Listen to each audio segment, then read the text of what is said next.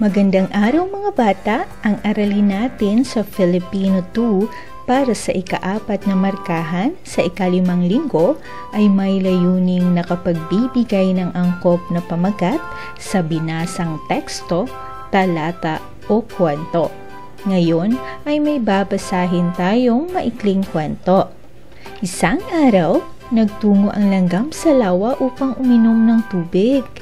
Maingat niyang binaybay ang ilog para abutin ang tubig. Sa kasamaang palad, siya ay nahulog at nagkakawag sa tubig. Samantala, isang kalapati ang noon ay nakadapo sa isang sanga at nakita ang malapit ng malunod na langgam. Agad siyang pumitas ng dahon at ibinagsak sa kinaroroonan ng langgam. Nang bumagsak ang dahon sa tubig, agad na sumampa dito ang langgam. Inanod ang dahon sa tabing lawa at nakaahon naman ng maayos ang langgam.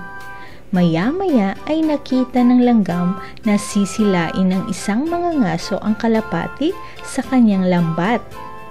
Inisip ng langgam na iligtas ang kalapati sa panganib.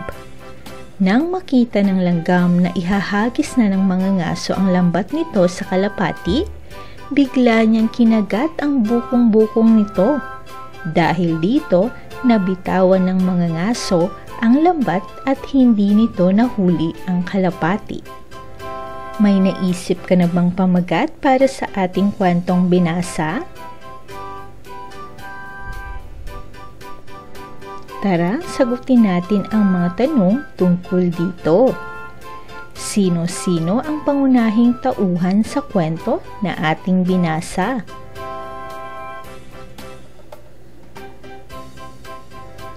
Magaling!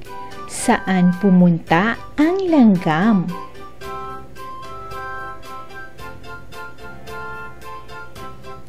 Ano ang nangyari sa kanya?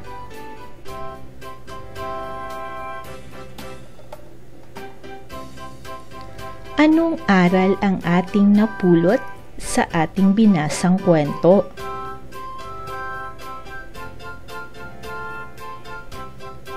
Magaling! Ano naman ang pamagat ng binasang teksto? Mahusay mga bata! Alam niyo ba kung ano ang teksto? Ito ay babasahin na naglalaman ng mga ideya tungkol sa iba't ibang tao o impormasyon tungkol sa mga bagay-bagay. Ito rin ay nagbibigay ng mensahe o damdamin ng sinuman sa paraang pasulat o nakalimbag.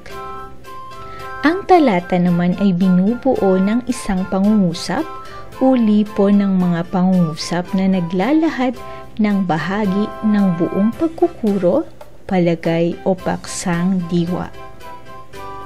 Ang maikling kwento ay kathang pampanitikan na nagsasalaysay ng pang-araw-araw na buhay na may isa o ilang tauhan, may isang pangyayari at may isang kakintalan.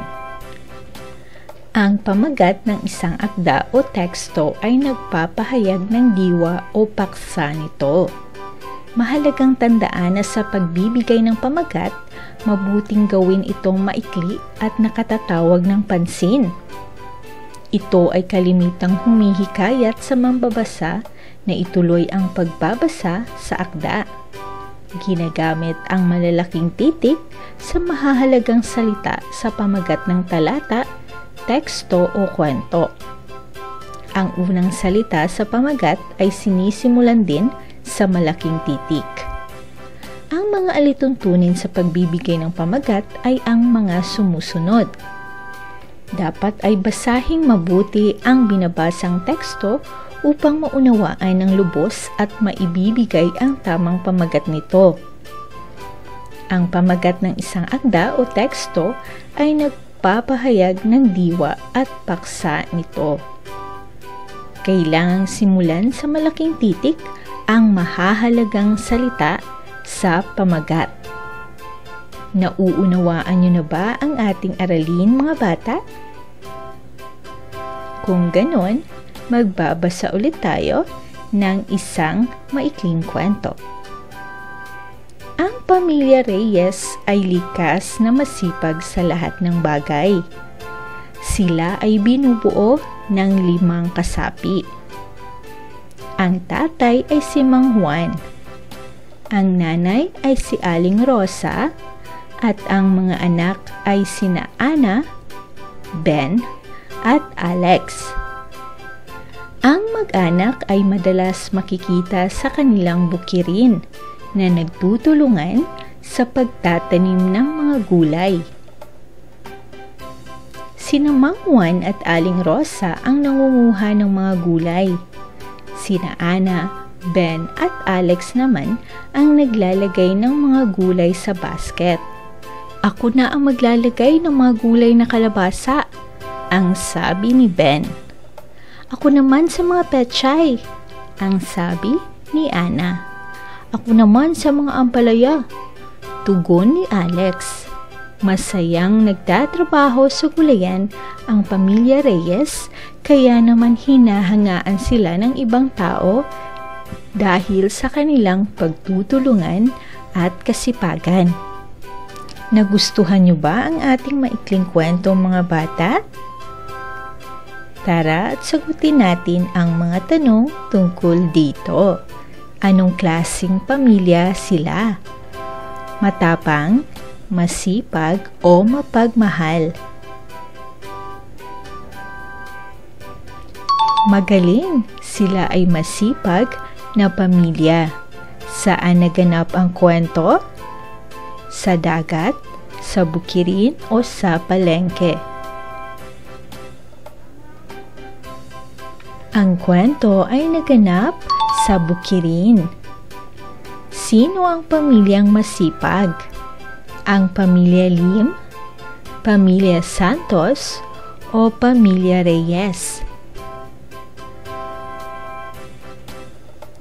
Ang pamilya Reyes. Sa iyong palagay, tama ba ang pagiging masipag? At bakit?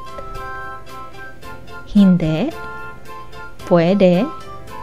Tama, dahil magandang kaugalian ito.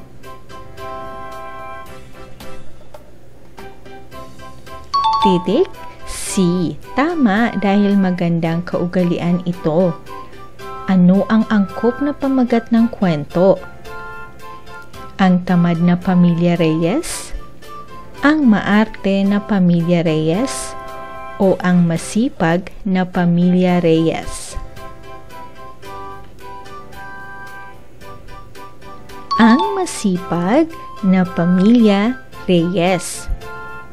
At ngayon, mga bata, basahing mabuti ang bawat teksto. Hanapin sa loob ng kahon ang angkop na pamagat nito. Ang mga gulay ay masustansyang pagkain. Ito'y nagtataglay ng bitamina at mineral na kinakailangan ng ating katawan. Ano ang maaaring maging pamagat ng teksto?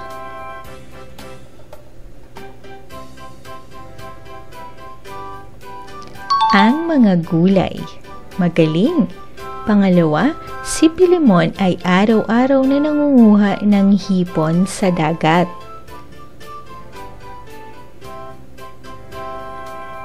Titik B. Si Pilimon. Ngayon naman, basahin ang teksto at isulat ang angkop na pamagat nito. Malaking sunog ang naganap sa Tondo kagabi. Ito ay nagsimula sa isang tindahan. Maraming pamilya ang nawala ng tirahan. Pansamantala silang nakatira sa paaralan habang sinusulat ang balitang ito.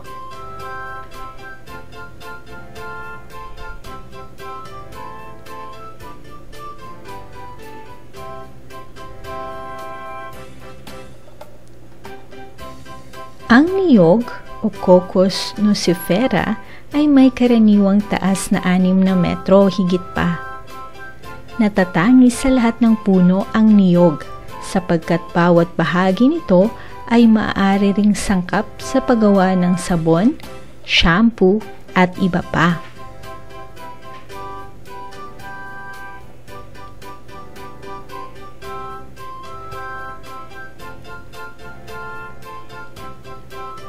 Panglima, napakahalaga ng bitamina A sa ating katawan. Ito ang tumutulong upang lalong luminaw ang ating mata. Ang kakulangan sa bitaminang ito ay maaaring magdulot ng paglabo ng paningin. Ang mga pagkain na mayaman sa bitamina A ay atay ng manok o baka, itlog, gatas, keso, mga luntian at dilaw na gulay at prutas.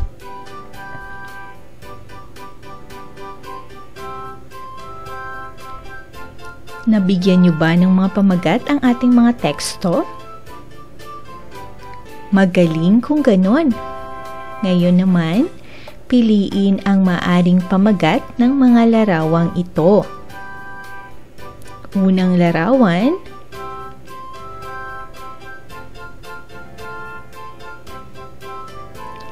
Inang Guro.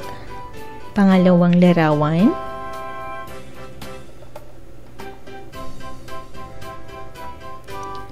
Ang Tagapagtanggol. Susunod na larawan, Ang Katuwang sa Kalinisan. Piliin naman ang titik ng tamang pamagat na naaayon sa ipinahihiwatig ng larawan.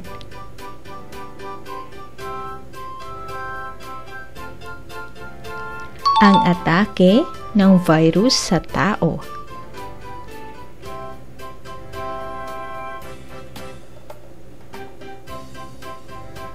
Ang paghuhugas ng kamay. Magaling mga bata! At para sa susunod na gawain, basahin natin ang talata at piliin ang letra ng angkop na pamagat nito. Ang malunggay ay isa sa pinakamasustansyang gulay.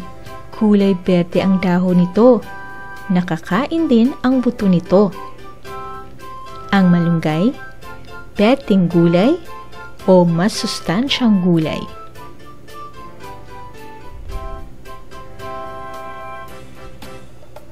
Ang malunggay. Tinolang manok ang paborito kong ulam. Lalo itong nagiging masarap para sa akin kapag si nanay ang nagluluto. Marami akong nakakain kapag tinolang manok ang aming ulam. Si ulam, si nanay, o ang paborito kong ulam.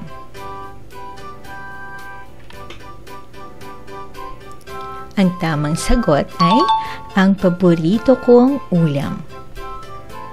Basahing mabuti ang bawat teksto at piliin ang titik ng wastong sagot na angkop sa pamagat. Kambal sina Jenny at Joy. Magkamukhang magkamukha sila at mahilig silang maglaro ng volleyball. Ang kambal na sina Jenny at Joy, magkamukhang magkamukha sila, mahilig sa volleyball. Titik A. Ang kambal na sina Jenny at Joy. Pang-apat, si Maggie ay isang mabait na aso. Siya ay kulay itim at may isang anak. Isang anak, kulay itim, ang mabait na asong si Maggie.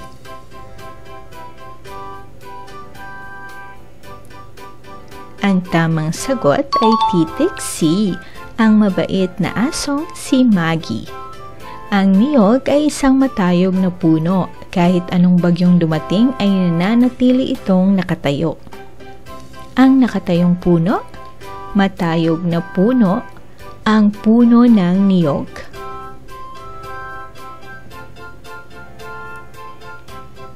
Ang tamang sagot ay titik C, ang puno ng niyog. Mga bata, lagi niyong tatandaan na ang pamagat ng isang akda o kwento ay nagpapahayag ng diwa o paksa nito. Sa pagbibigay ng pamagat ng binasang teksto, talata at kwento, alamin mo muna ang paksang diwa o paksang pangungusap. Ang pangunahing diwa ang pinakabuod ng mga pangyayari sa talata o kwento. Kinagamit ang malaking titik sa mahalagang salita sa pagbibigay ng angkop na pamagat sa binasang teksto, talata at kwento. Para sa inyong pagsasanay, basahin ang teksto at ibigay ang pamagat. Sa kanilang itsura, mababanaag na ang katandaan sa kanilang ugali. May angking ding kaibahan ngunit sa talino at mahabang karanasan hindi sila pahuhuli. May mayamang kaalaman kaya nga huwag baliwalain. Lola at lolong itinuturing sapagkat ang bag nila ay walang kahambing.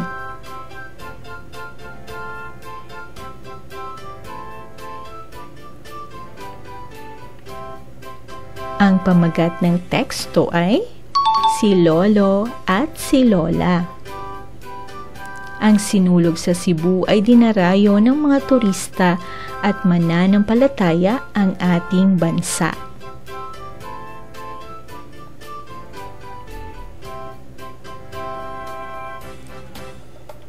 Ang sagot ay titik A. Ang sinulog sa Cebu City. Isa sa mga tradisyon nating mga Pilipino ay ang kapistahan. Ang bawat lugar sa ating bansa ay may kapistahang ipinagdiriwang bilang pasasalamat sa kanilang patron. Isa pang kilalang tradisyon natin ay ang bayanihan. Ang bayanihan ay ang pagtutulungan ng mga tao para sa isang gawain. May mga kababayan pa rin tayong sumusunod sa ganitong tradisyon, lalo na sa mga lalawigan.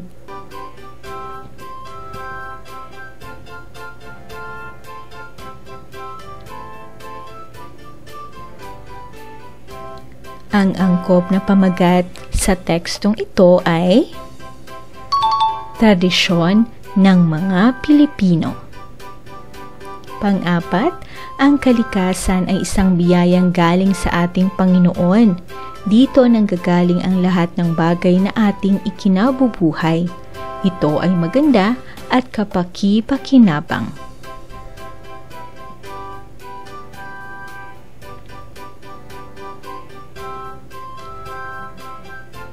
Ang tamang sagot ay inang kalikasan. At panglima, ang edukasyon ang pinakamahalagang pamana ng isang magulang sa isang anak na hindi mananakaw sinuman. Ito ang magbubukas ng pinto tungo sa napakaraming pangarap ng bawat kabataan.